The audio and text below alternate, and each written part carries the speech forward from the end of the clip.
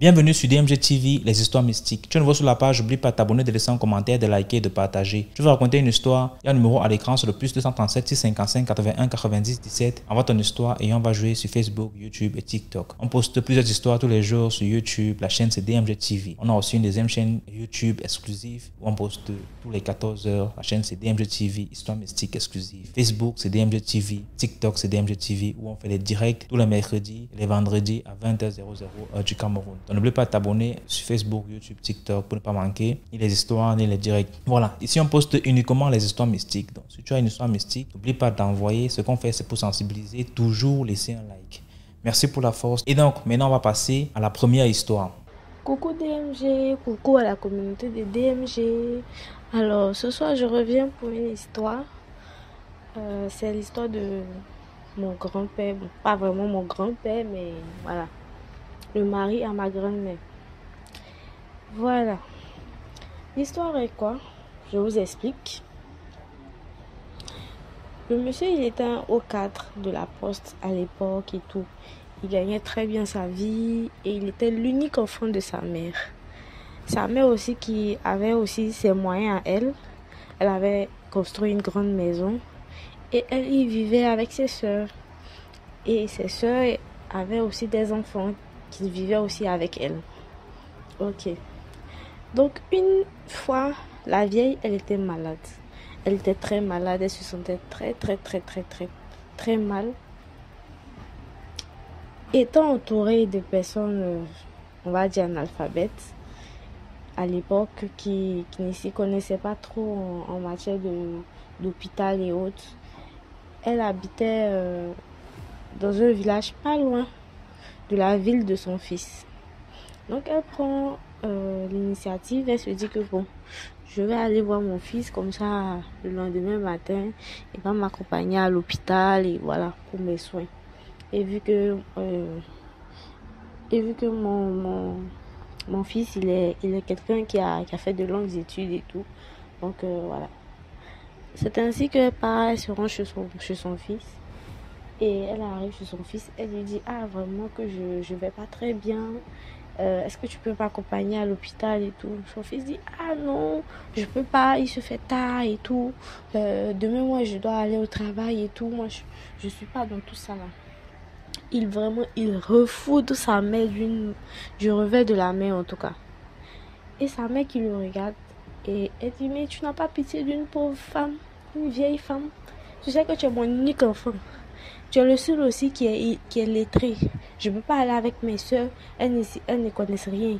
Tu sais que ma maladie là, si il n'y a personne à côté de moi pour vraiment dire au docteur que voilà, je suis allergique à ça, il faut pas ça, il faut pas ci, ils vont me tuer. » Et son fils maintenant qui lui dit « Écoute, les médecins, ils ont fait des années d'études et tout. Évidemment qu'ils s'y connaissent. Il ne faut pas me fatiguer quoi. » C'est ainsi que tout fâché, son fils arrête un taxi et il fait entrer la mère à l'intérieur avec son argent et tout parce qu'elle était venue avec son argent. Il la fait entrer à l'intérieur d'un taxi avec son argent et tout. Il lui dit il faut retourner et puis bon, va dire à tes soeurs, de toute façon tu vis avec tes soeurs. Va dire à tes soeurs qu'elles t'accompagnent à l'hôpital. Que moi j'ai pas le temps pour ça. Donc sa mère était vraiment attristée. Elle le regardait, elle lui disait que si quelque chose m'arrivait, je n'allais jamais te pardonner vraiment. Je n'allais vraiment pas te pardonner. C'est ainsi que elle monte dans un véhicule et elle rentre chez elle. Quand elle rentre chez elle, elle se sent vraiment très mal vu qu'elle était avec ses soeurs. Elle disait à ses soeurs que ça n'allait pas et tout. Ses soeurs aussi, aussitôt, ont arrêté un taxi. Ils l'ont mis à l'intérieur, ils sont entrés, ils sont partis. Et dès qu'ils sont montés dans le véhicule, sur le chemin de l'hôpital, la dame, elle est décédée. Donc, arrivée à l'hôpital, elle était déjà morte. Le temps de l'examiner, tout, ils ont vu qu'elle était déjà morte. Mais cette nuit-là en question, le grand-père, ce qui s'est passé dans la maison du grand-père. Le grand-père n'a pas dormi la nuit. Pourtant, personne ne l'avait appelé d'abord pour lui dire que sa maman était décédée. Hein.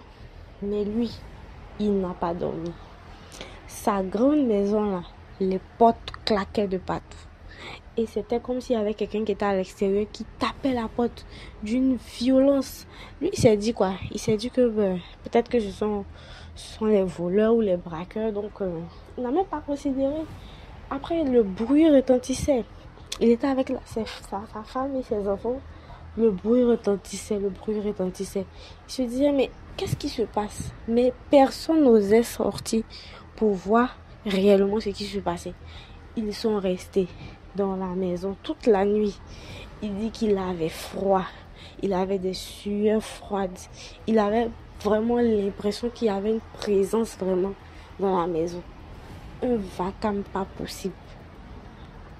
Jusqu'au lever du soleil, il voit qu'on l'appelle. On lui dit que, ah, écoute, ta maman, elle est décédée hier.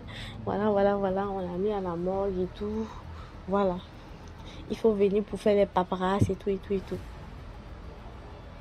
Il était là. Il était choqué.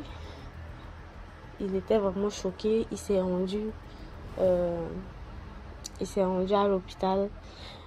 Ils l'ont indiqué, ouais, voilà, va dans tel endroit, va à la morgue, va faire la paperasse. Et il est parti, il a fait la paperasse. Mais le monsieur, vraiment, il s'en est voulu. Quand il a fini de faire tout ce qu'il avait fait à l'hôpital, il est rentré à la maison. Et il a croisé deux de ses voisins qui lui ont dit, mais voisin, qu'est-ce qui s'est passé hier? Parce que hier, vraiment, je sais pas qui est venu taper à ta porte, mais il y avait un bruit, vraiment un bruit assourdissant, hein, que toute la nuit, on n'a pas dormi. Hein. On n'a vraiment pas dormi. Il disait ça au grand-père, et le grand-père, il les regardait sans pouvoir rien dire. Il les regardait juste. Il les regardait avec un air ébahi. Il se disait que bon, finalement, tout le monde a entendu. C'était pas mon imagination et tout. Et il y a un autre de ses voisins qui a dit, mais pourtant, moi, de chez moi, j'ai essayé de regarder. Parce que l'autre voisin, lui, il avait un duplex. Et il a dit, mais pourtant, moi, j'essayais de regarder dehors s'il y avait pas quelqu'un qui tapait. Mais moi, j'ai rien vu du tout. Sinon, je t'aurais appelé pour te dire que, ah, vraiment, je sais pas si tu n'entends pas, mais il y a quelqu'un devant ta porte. Il dit, mais de là où il était, il voyait personne. Mais quand il rentrait, il entendait vraiment comme si on frappait le portail. Quelqu'un voulait défoncer le portail. Or, le portail, de où lui il était, il voyait clairement le portail. Le petit portail et le grand portail pour les voitures. Malgré ça, il n'a rien vu. Et le bruit a persisté toute la nuit. Voilà, c'est un peu ça l'histoire. Et vraiment, je peux vous assurer que ce grand-père-là, il est toujours vivant. Hein. Avec toutes sortes de maladies, il est toujours vivant. Et voilà, c'est un peu ça l'histoire. Quand sa maman est décédée, comme s'il n'avait même pas de remords, il a vendu la maison de sa mère et il a chassé tous les soeurs de sa mère avec leurs enfants et tout. C'est comme si, franchement, c'est comme s'il il attendait que ça, en fait. C'est comme s'il attendait que la mort de la vieille. Mais bon, voilà, c'était un peu ça l'histoire. Et pour vous dire qu'il y a certaines choses qui se passent qui sont au-delà de la compréhension humaine. Voilà. Allez, n'hésitez pas de vous abonner, de commenter. Même si vous n'avez rien à dire, vous pouvez juste dire merci pour l'histoire en commentaire. Même des émoticônes. Un pouce en l'air, ça aide toujours. Allez, bye bye. Allez. Merci beaucoup pour l'histoire. Maintenant, on va passer à la deuxième histoire. Bonsoir la famille, bonsoir. Moi, je vis à Douala, au Cameroun. Je vais un peu vous raconter mon histoire à moi-même. C'est pas l'histoire de quelqu'un, je dis mon histoire moi-même que j'ai vécue. Bon, je vivais à Douala, j'avais mes 20 ans. Et j'étais fiancée même. C'est comme ça que j'habitais avec le monsieur en question. Il est militaire au BBR. il est anglophone. C'est qu'on habitait dans la cité. Moi, j'habitais dans la grande maison. Les autres locataires habitaient dans les studios, quoi. Quand j'habitais dans les studios, il y avait une voisine anglophone. Son mari était aussi anglophone. Ils étaient les Bangoula. C'est que mon collègue qui maîtrise bien le nord-ouest. Bangoula. Ce qui fait que cette femme-là, je ne sais pas ce qu'elle me voulait. Le matin, elle insulte. À midi, elle insulte. Et autant je ne maîtrisais pas leur pidgin là. Pour oser mon français, parce que je suis du centre. Ce qui fait donc que quand je conçois, là que mon calvaire commence. Les problèmes, là, tous les jours que j'ai créé, les problèmes, c'est qu'elle me voulait, je ne sais pas. Parfois, il m'enferme, même dans la maison sans sortir. Mais elle était tout derrière moi. Elle était tout derrière moi. Moins de petits trucs, elle est là sur moi. J'ai fait 12 mois, 3 semaines, 1 jour avec la grossesse. Je sais que maman avait peur. Mais quand il n'a pas fait l'échographie, on trouve que c'est le bébé. Les médecins disent qu'on peut provoquer. Tout le monde dit, les médecins disent que non, on ne peut pas provoquer parce qu'il était prémis par. Ok. J'arrive donc, ma tante arrive, elle me trouve, elle trouve la situation, elle me dit que non, allons pas, on peut voir Monseigneur Cléda. On arrive chez Monseigneur Cléda un vendredi. Il fait ce qu'il pouvait faire, il a prié sur moi, il m'a imposé les mains, il a un l'huile sur mon ventre. Il a fait ce qu'il pouvait, de son mieux.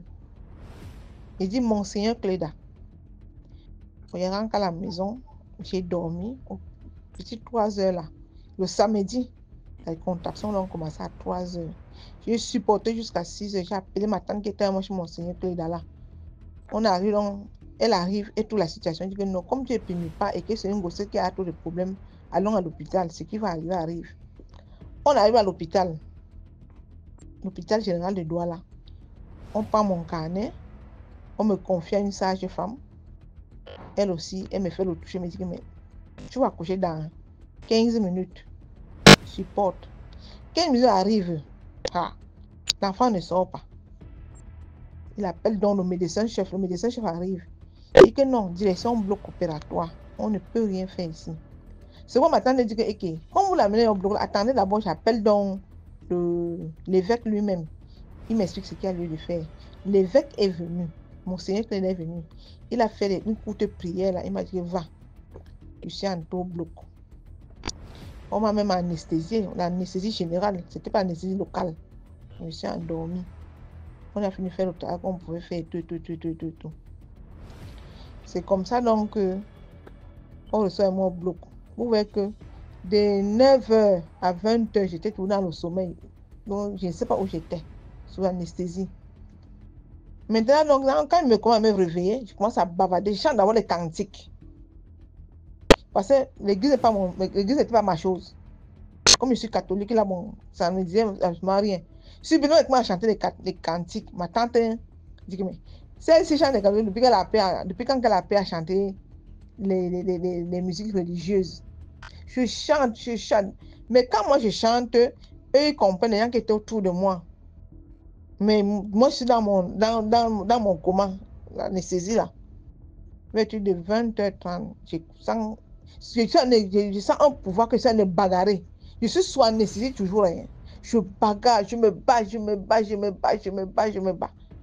Après, je commence à prononcer le nom de la voisine qui me provoquait son là-bas à la maison. Ouais, Mamie Ra, parce qu'on avait son nom avec Mamie Raï. Mamie Ra, laisse-moi.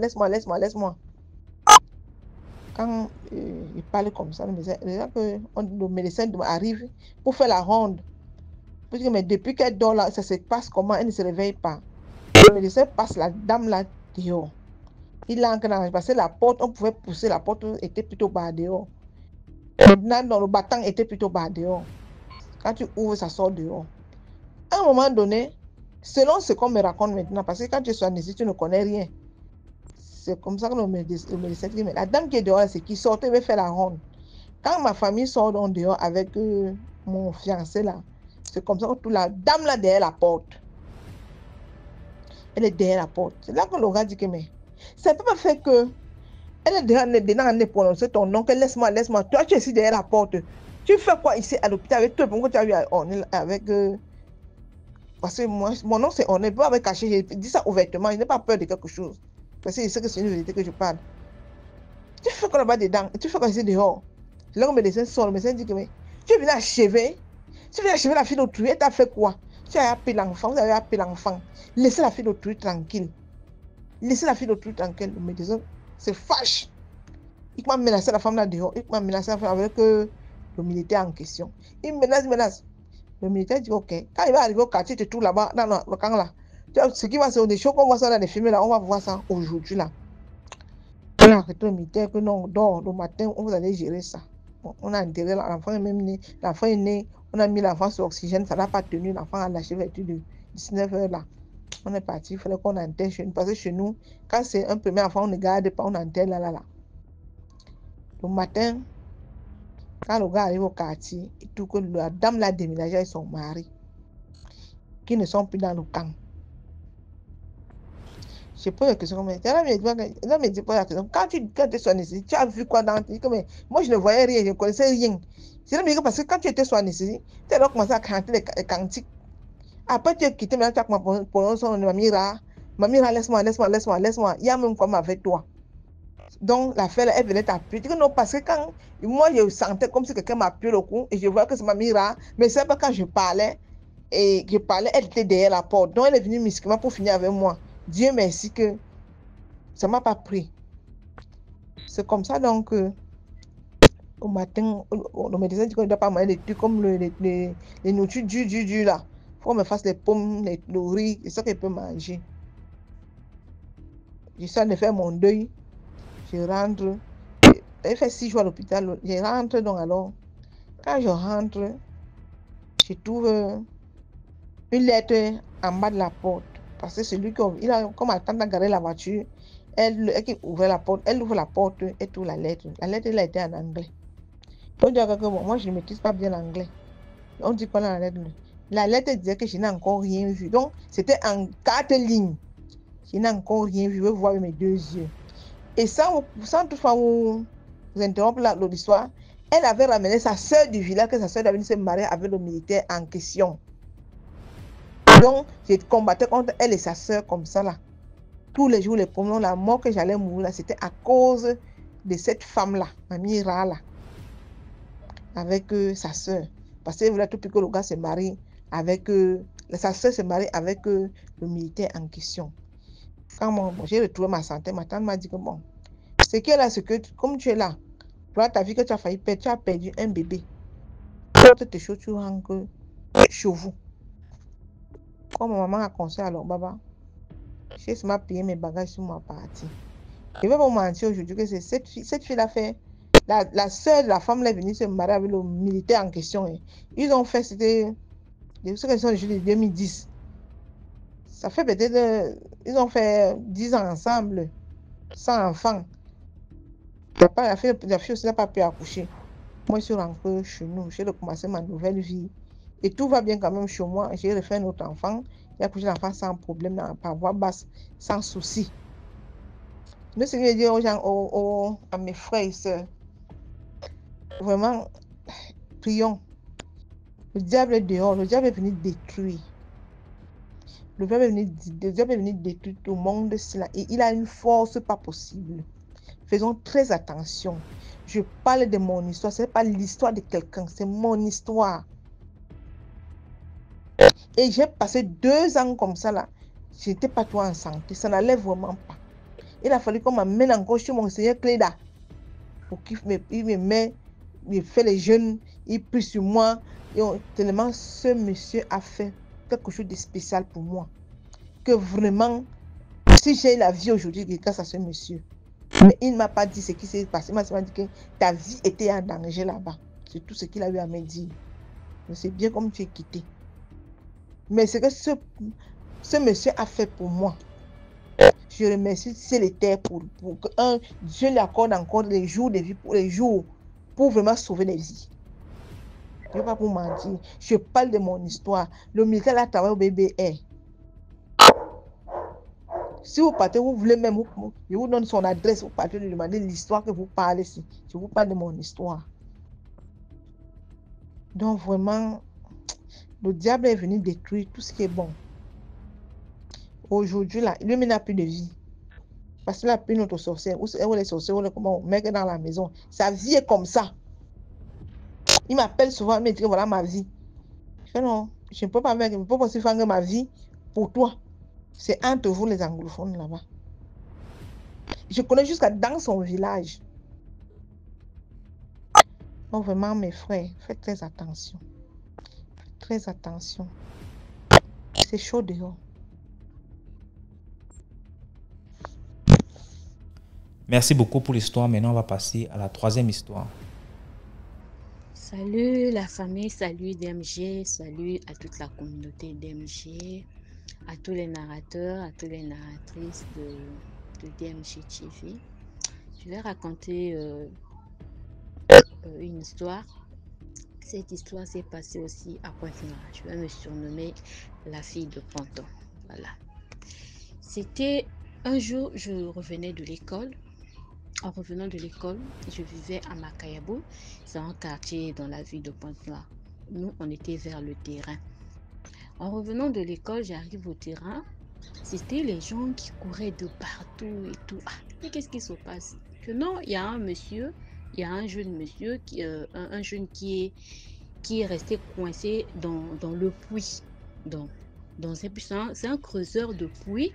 Donc, il est resté bloqué dans le puits là-bas. Donc, les gens sont en train de partir, courir de gauche à droite pour aller voir de leurs propres yeux.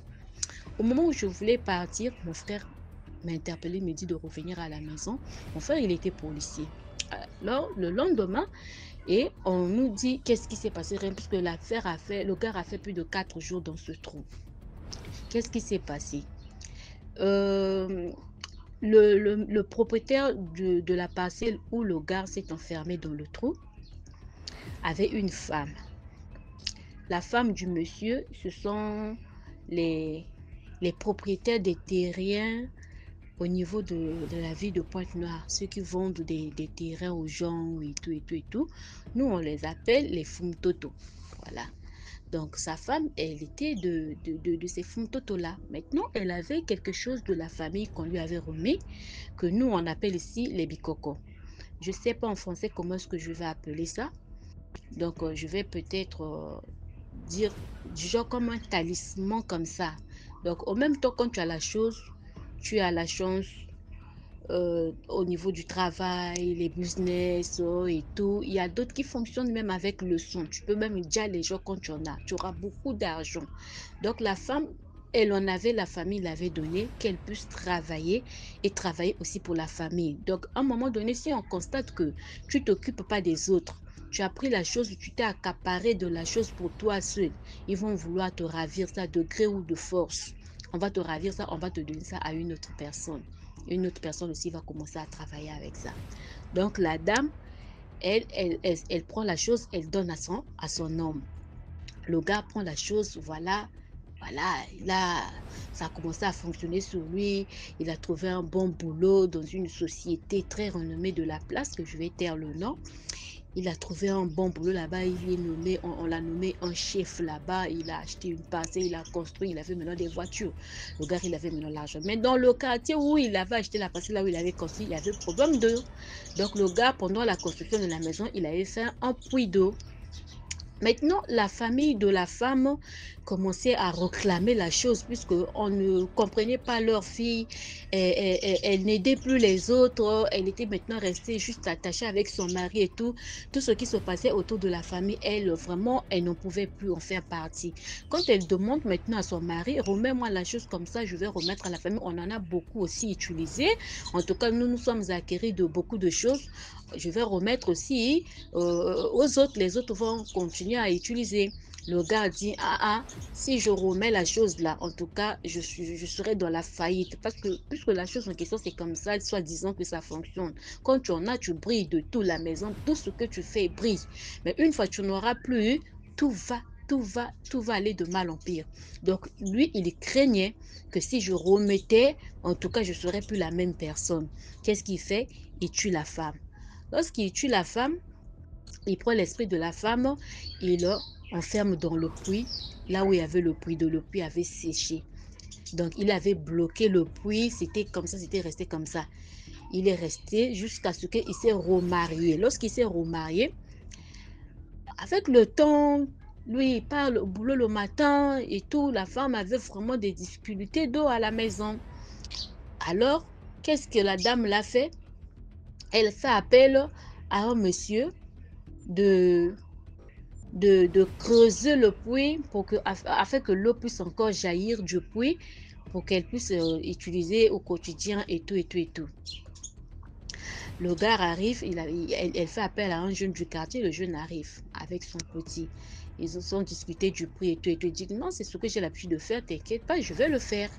Le gars rentre dans le trou, premier tour, il creuse, le petit tire le sable. Après, à un moment donné, il sort, le petit rentre. Après, à un moment donné, le petit sort, le grand rentre encore. Lorsque le grand, le grand est rentré, après, à un moment donné, il parle, il dit que ah merde, c'est fini pour moi, on m'a eu. Son petit dit, grand, tu dis quoi? Il dit, on m'a eu. On t'a eu comment? Oh bon, lance-moi le fil, je vais sortir. Le petit lance le fil, le gars n'arrive pas à sortir. Donc, on lui a retenu un pied sous le puits là-bas, dans le puits là-bas, on lui a retenu. Donc, il sent une forte force qu'il n'a jamais ressenti ou ni vu ni connu, qu'il a retenu le pied. Donc, il ne pouvait pas. Il dit que là, je n'arrive pas à sortir, il y a quelqu'un qui m'a retenu ici. Automatiquement, le gars, là, le propriétaire de la parcelle, là où il était, il a senti quelque chose. Il est venu en courant à la maison. Là maintenant, il est venu en courant à la maison. Il dit que il appelle sa femme. Il dit à la femme que non, pourquoi est-ce que tu as fait ça? Il fallait d'abord me demander la permission avant de faire rentrer une personne dans ce trou, dans ce puits. Il fallait d'abord attendre mon avis que je te donne l'accord. Pourquoi est-ce que tu as fait ça? Et pourtant, je t'avais interdit la solution dont moi-même j'allais trouver la solution. Soit faire une bâche, je sais pas. Il allait toujours trouver une solution. C'était juste pour un temps, il n'avait pas assez de temps. Puisqu'il vivait pour lui seul, il sortait le matin, il revenait le soir, il n'avait plus de femme et tout. Donc, les histoires d'eau là, c'était pas vraiment un problème pour lui. Mais quand il a épousé la femme, il l'a mis à la maison. Quand il a épousé la femme, il l'a mis à la maison. Alors, la femme, on a mis la femme à la maison. Voilà que la femme avait maintenant des soucis d'eau. Alors, aussitôt, il ressort, il va aller se pointer à la police pour se protéger. Le gars est resté dans le puits. Ils ont dit ça, c'est vraiment quelque chose de mystique. Ils ont commencé à faire appel à tous les pasteurs, aux féticheurs, donc toute personne qui a la capacité, la force, la puissance, donc tout ce qui était côté mystique, là, celui qui pouvait au moins trouver la solution pour ce jeune homme-là, pour qu'il sorte de ce trou. Ils ont fait appel à tout le monde. Les gens se sont dit qu'on appelle le vieux Goliath des Karachik à des Nigérians et tout ça a commencé à vanter. Le gars a fait le premier jour dans ce trou. On lui envoyait seulement à manger là-bas. On lui envoyait des cigarettes là-bas. On lui demandait, ça va là-bas? Il dit, je suis là. Quand on lui parle, il dit, je suis là. Ils ont même pris un tracteur, je ne sais pas, l'engin qui creuse les fourrages là. Ils ont envoyé, je ne sais pas, ils ont fait rentrer un engin là-bas. Il s'est attaché tout pour que lorsqu'on tire, il puisse sortir. Lorsqu'on tire, le gars crie à mort. Il dit, arrêtez, arrêtez, vous allez me tuer, arrêtez, arrêtez. Il criait. Donc, on le retenait avec une force, c'est pas possible, dans ce trou-là. Le troisième jour, ça avait me fait... Ça s'était même passé à la télé pendant le jour, ça s'est passé à la télé, au journal et tout. Donc, le quatrième jour, le gars est décédé. Lorsqu'on l'appelait, il ne répondait plus. Lorsqu'on l'appelait, il ne répondait plus. Alors, ils ont fait rentrer une personne là-bas. On a fait rentrer une personne là-bas pour le sortir de là. Il était sorti avec un pied à moitié. Donc, la partie de son pied là, la partie du genou jusqu'en bas était restée dans ce trou. Du genou jusqu'en bas était resté dans ce trou. Le gars était sorti avec un pied et demi. Donc l'autre partie était restée là-bas. Ils ont pris le corps, ils ont envoyé à la morgue.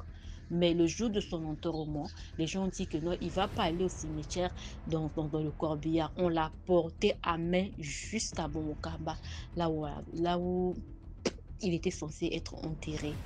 En tout cas, la ville, non, disons, le quartier était vraiment, vraiment, vraiment dans l'émotion. Quelle est cette histoire-là? Cette histoire m'avait vraiment marqué. Donc, c'est là où je comprends que oui, les esprits.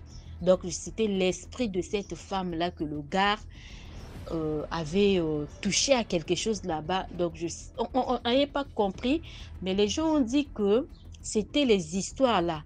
Vu que le gars l'avait tué pour ça, et la femme, je ne sais pas, le hantait et tout, il était obligé de prendre aussi les histoires là et de jeter ça dans ce trou. Donc, et l'esprit de la femme, tout était dans ce trou là, dans le puits.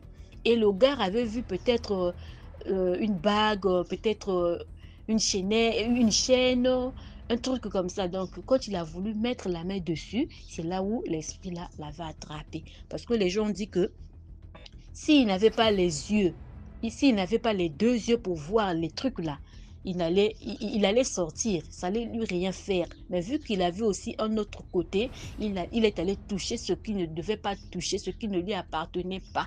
Et cet esprit-là, peut-être il croyait que c'était son mari, vu on l'avait on l'avait tué, il est là-bas coincé.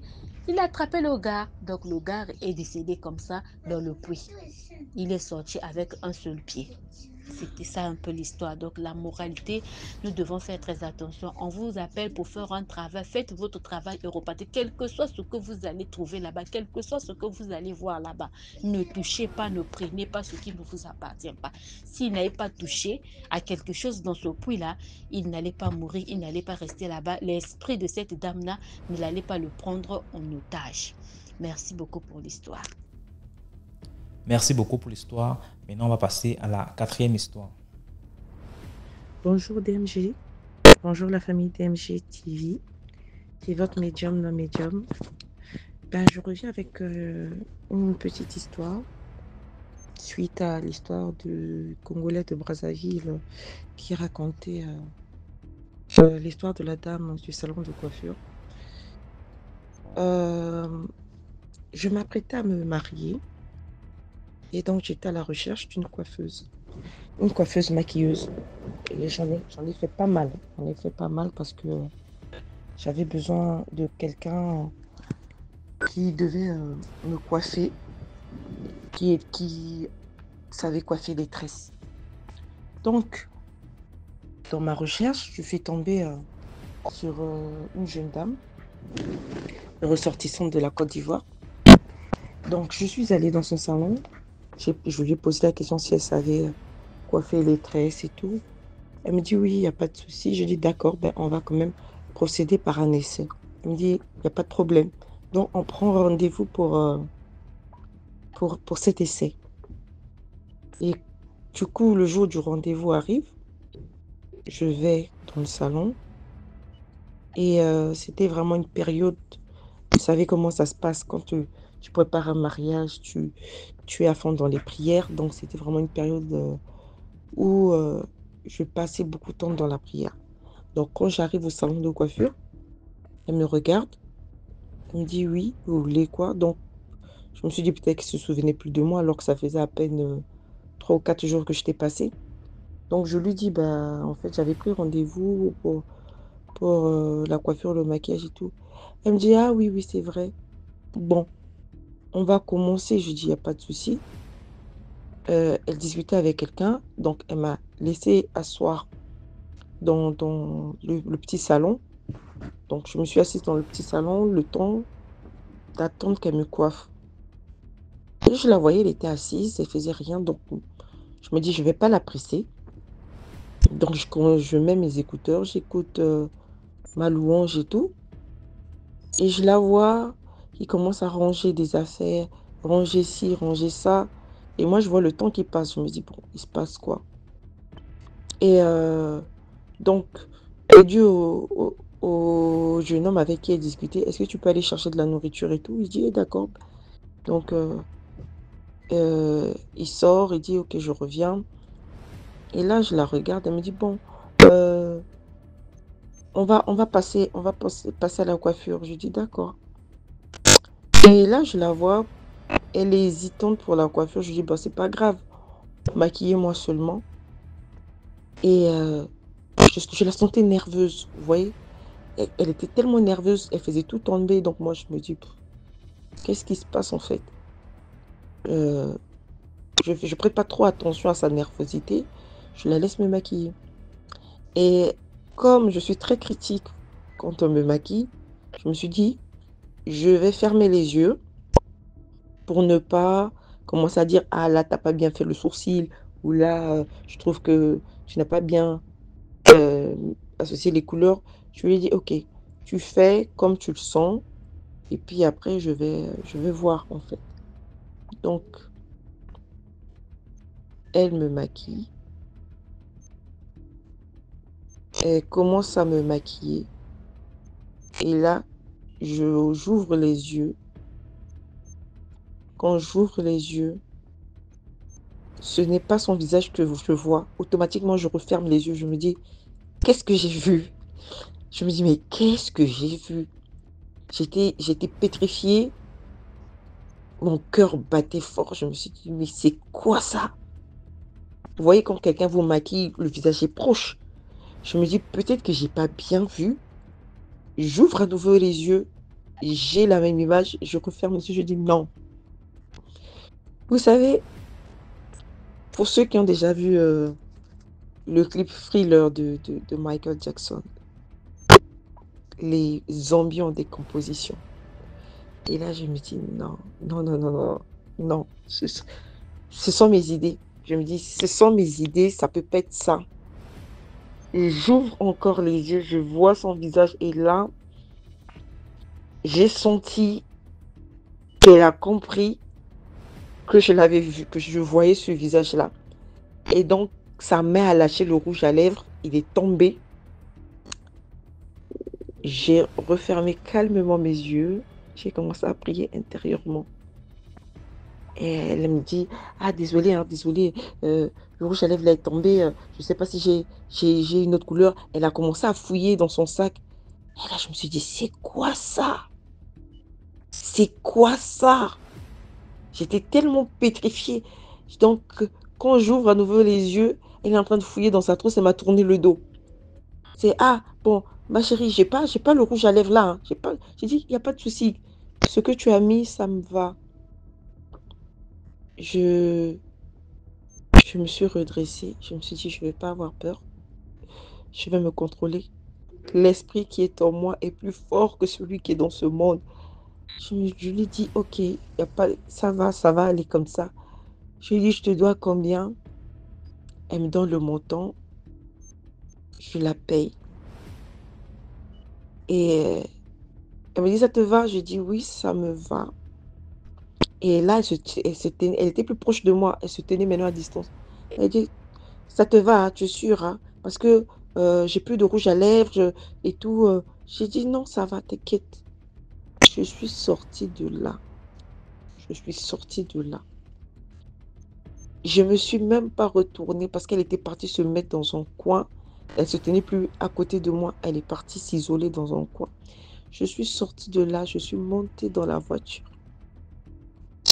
Et je savais pas en fait comment réagir. J'ai dit, c'est quoi? Mais qu'est-ce qui s'est passé? Je savais pas ce qui s'était passé. Même le maquillage qu'elle m'avait fait, il n'était pas vraiment top parce que elle arrêtait pas, elle était nerveuse, elle n'arrêtait pas de trembler, elle n'était pas sereine. Donc le maquillage, il était vraiment bizarre. Et donc, je suis partie. Je suis sortie de chez moi. Je me suis dit, oh là là, oh là là. Il n'était vraiment pas ouf ce maquillage. 2 ou 3 jours après, je me suis dit, je vais y retourner. Au moins pour voir, vous savez, on a une curiosité malsaine. Je me suis dit, je vais y retourner pour voir la personne, pour savoir ce qui n'a pas marché en fait. Quand j'y repars, j'y retourne, le salon de coiffure a fermé. En fait, Il a fermé. La dame n'était plus là. Je suis venue trouver, on était en train de vider le salon de coiffure. En fait, il était déjà vide, on était en train de refaire les murs. J'étais stupéfaite. Je dis, il y a 3 jours, elle était là. J'ai pas voulu demander aux gens, mais la dame est partie où? Mais je sais ce que j'ai vu. Cette femme, elle était... Parce que quand elle me maquillait, je lui posais la question, tu es d'où? Elle me dit, je suis de Côte d'Ivoire, nanani, nanana. On parlait de nourriture et tout. J'essayais de la détendre. Et en tout cas, la morale de l'histoire, c'est de faire attention à ceux qui touchent votre visage et votre tête. Les coiffeurs, les maquilleurs. Faites attention. Faites attention. Faites attention. Faites extrêmement attention parce que vous ne savez pas qui est qui. Vous ne savez pas qui est qui. Et moi, chaque fois que j'ouvrais les yeux, je voyais son visage en décomposition, les yeux qui tombaient. Je me suis dit, mais c'est quoi ça? C'est quoi? J'ouvre, je referme les yeux.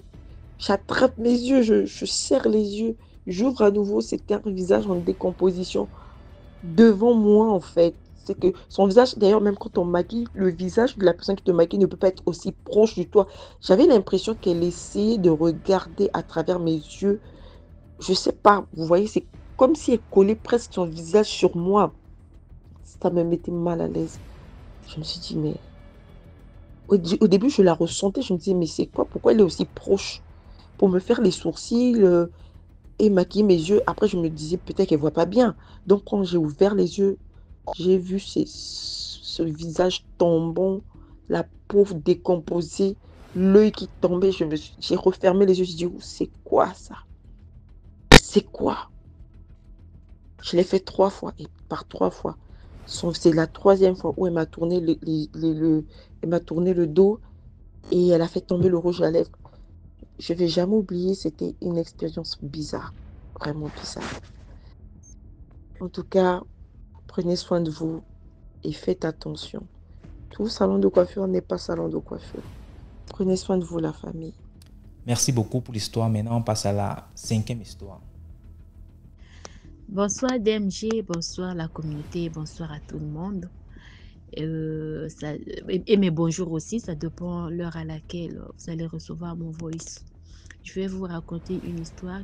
Cette histoire nous a été racontée par notre père. Donc papa a raconté à maman, il a demandé à maman de nous raconter l'histoire parce qu'on avait l'habitude de sortir aussi, on avait aussi l'habitude de sortir, rentrer un peu tard à la maison et tout, étant donné les jeunes filles qu'on était à l'époque.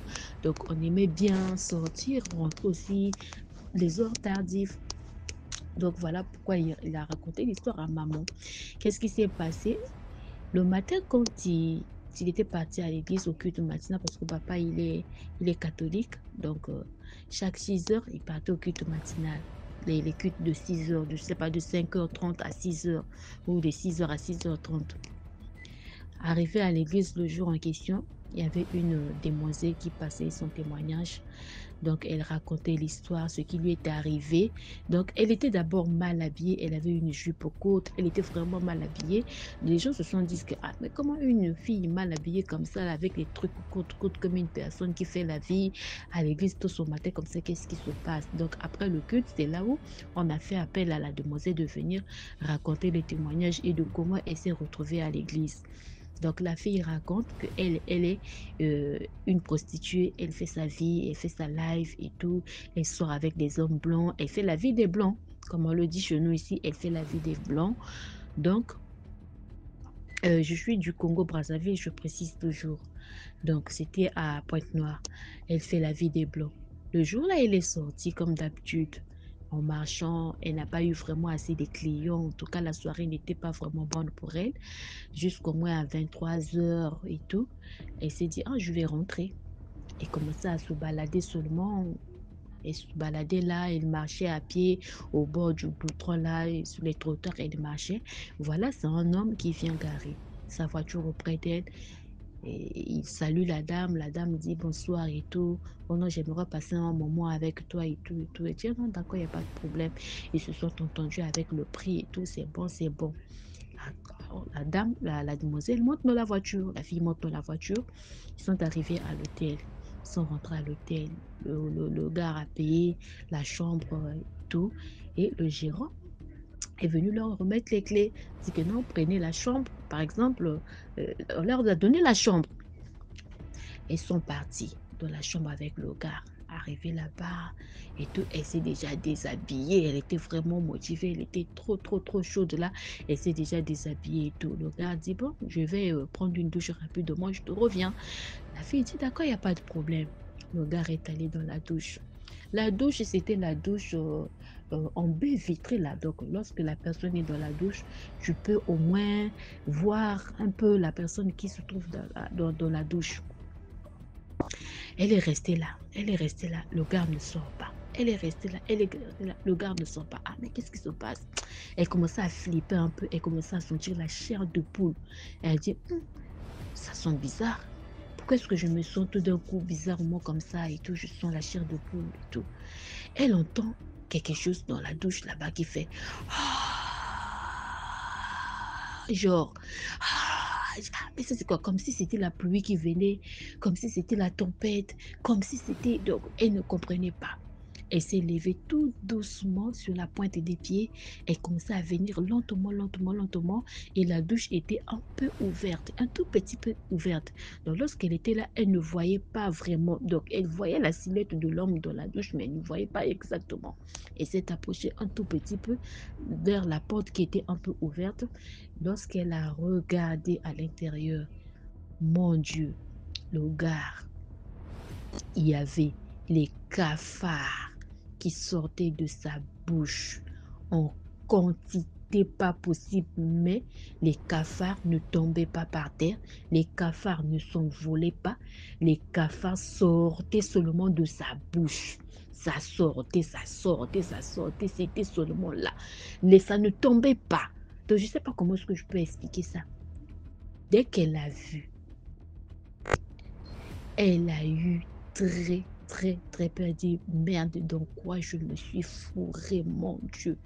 Les cafards, là. Je ne sais pas si vous avez déjà suivi le film de la momie au désert. Donc, ce que je ne sais pas si c'était l'assassin ou celui qui faisait les abeilles ou c'était quoi qui sortait de sa bouche, là, mais ça ne tombait pas par terre, rien du tout.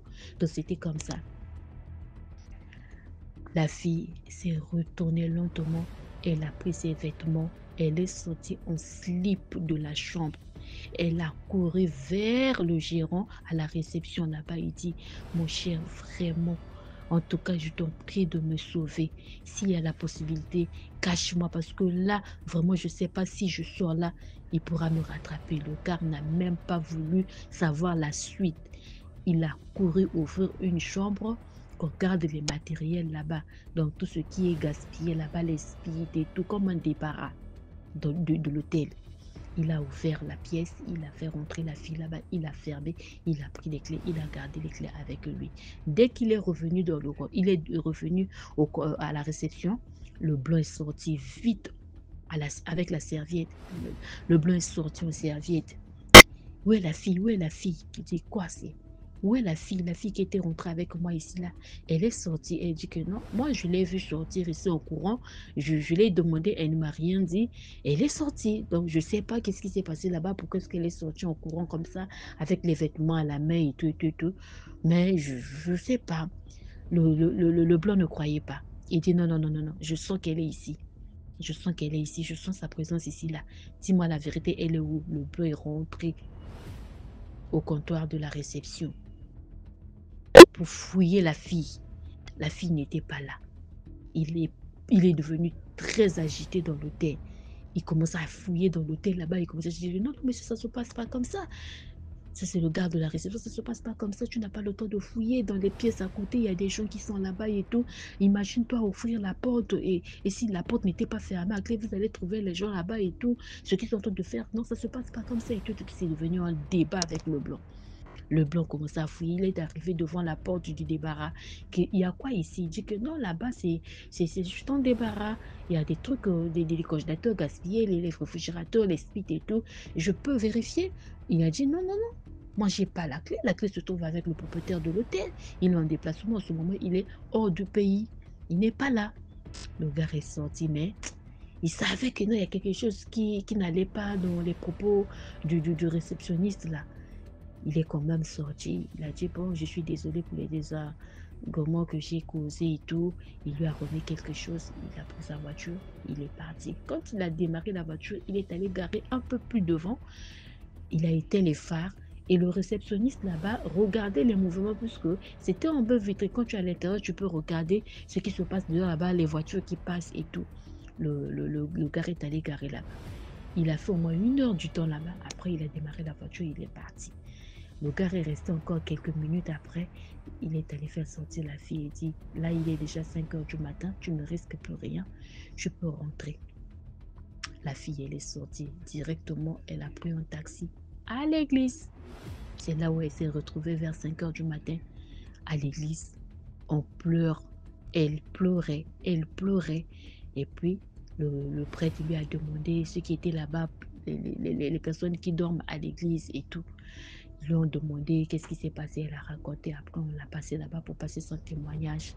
Donc, vraiment, même les filles qui font la vie la nuit, là, ils rencontrent des situations pas possibles. Il faut toujours prier. La nuit n'est pas bonne. La nuit, vraiment, c'est pas bon. Il faut prier, sans cesse. Il faut prier. Donc, papa est venu à la maison dire à maman, il faut parler à tes filles. Parce que la fille que j'ai vue là, elle a l'âge de mes filles ici à la maison. Parle avec tes enfants, parle avec tes filles. Maman nous a raconté l'histoire. Donc, voilà, c'est ce qui est arrivé à cette fille. La moralité, je ne sais pas qu'est-ce que je peux dire comme moralité dans cette histoire. Seulement, certaines choses dans la vie, on doit éviter. Donc, elle avait eu la chance, elle a échappé belle. Merci beaucoup. Merci beaucoup pour l'histoire. Maintenant, on passe à la 6e histoire. Coucou DMG, coucou à la communauté des DMG. Alors ce soir, je reviens pour une nouvelle histoire. C'est l'histoire de mon ami, voilà, qui m'a expliqué ça récemment. Il m'a dit que elle est issue d'une famille vraiment très nombreuse, tant du côté de sa mère que du côté de son père. Et elle ne vit pas au pays, voilà. Et de retour au pays, elle était chez elle et tout, elle a fait son séjour et tout. Et il y a une de ses tantes, la sœur de sa mère, qui est venue et elle avait une perruque vraiment très longue, très belle, qu'elle avait achetée vraiment très cher. Et voilà, elle était venue avec peut-être une dizaine de perruques, elle partageait à ses cousines, à ses sœurs et tout et tout. Et la perruque en question là, c'est une perruque que vraiment elle aimait particulièrement. Souvent tu as beaucoup de choses et il y a une chose une chose vraiment précise que tu aimes bien. Et c'est ainsi que elle remet la perruque, sa préférée, à sa tante. Et son séjour tout se passe et elle retourne dans le pays où elle était. Et arrivée au pays où elle était, d'abord, on va recontextualiser. Elle était rentrée au pays, non seulement pour voir ses parents et tout, mais aussi prendre la liste de la dot, parce qu'elle était fiancée dans le pays où elle était, et elle comptait revenir se marier et tout. Donc, quand elle est rentrée dans son pays où elle vivait, elle a eu vraiment une dispute pas possible avec son petit ami de l'époque, son fiancé et tout. Ils se sont disputés, il est devenu violent. Elle s'est retrouvée à être une femme battue. En temps, ça n'a jamais été le cas.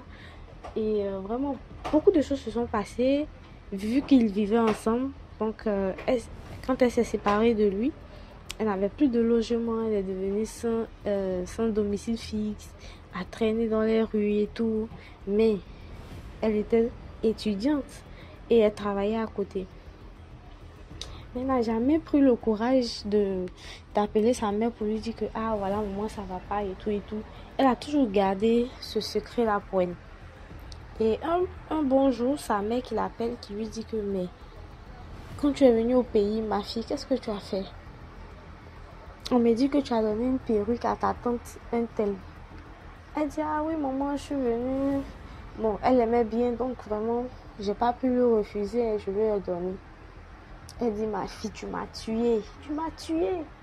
Que à chaque fois, je te disais que quand tu veux donner un cadeau aux membres de ma famille, que ce soit aux membres de ma famille, que ce soit aux membres de la famille de ton père, si tu veux faire des cadeaux, il faut passer par moi. Donne-moi d'abord. Je vais faire ce que j'ai à faire. Je vais prier dessus. Je vais faire tout ce que j'ai à faire. Pour que chaque personne qui touche un objet t'appartenant, qui a vraiment des mauvaises pensées envers toi, qui veut aller faire quelque chose contre toi, vraiment que ça se retourne contre cette personne. Voilà.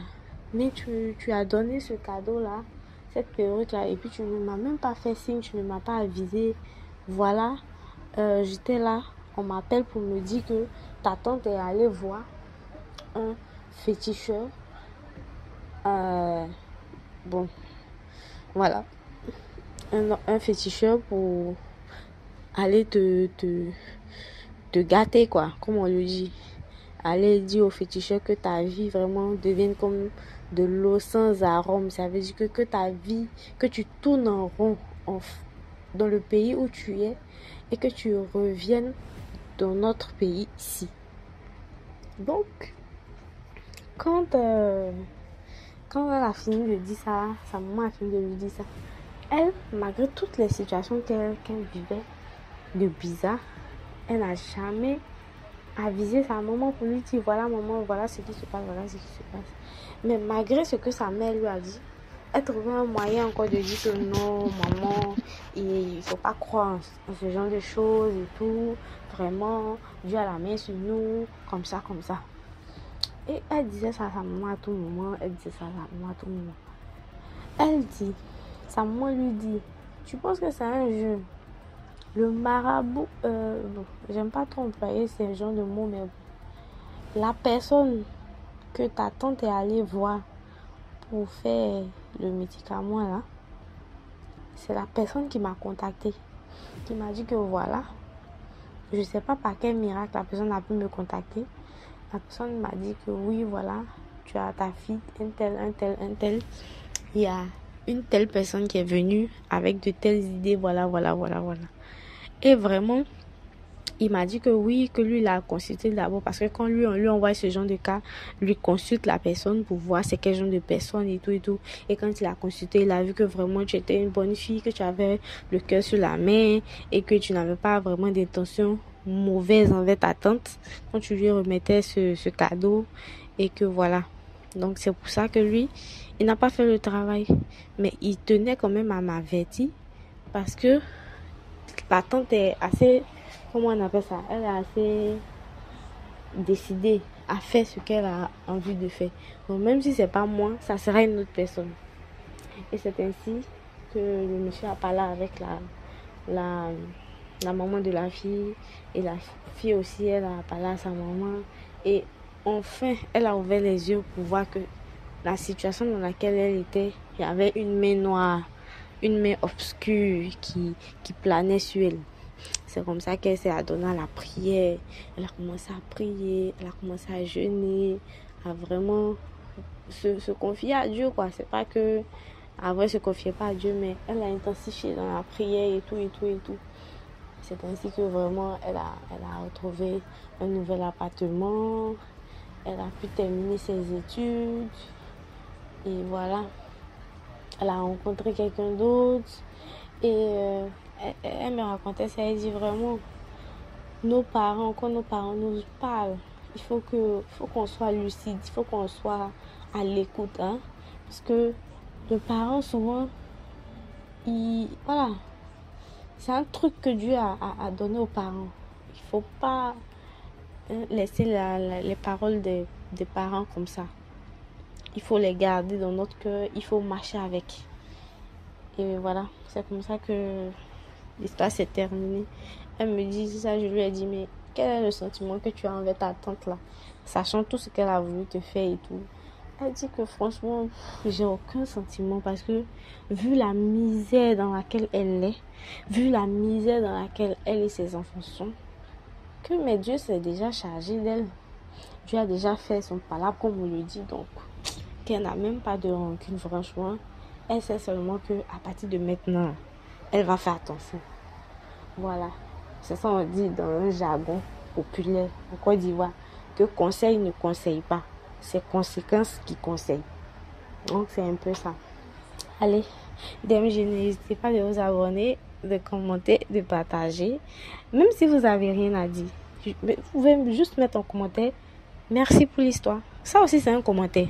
Allez, bye bye. Voilà, c'était tout pour aujourd'hui. J'espère que vous avez aimé la vidéo d'aujourd'hui. Commentez, likez, partagez et surtout donnez de la force. Partagez dans tous les groupes WhatsApp, tous les groupes Telegram, Facebook et ainsi de suite. On se reprend demain à 12h00 pour 6 autres histoires mystiques. Ciao, bye bye, portez-vous bien.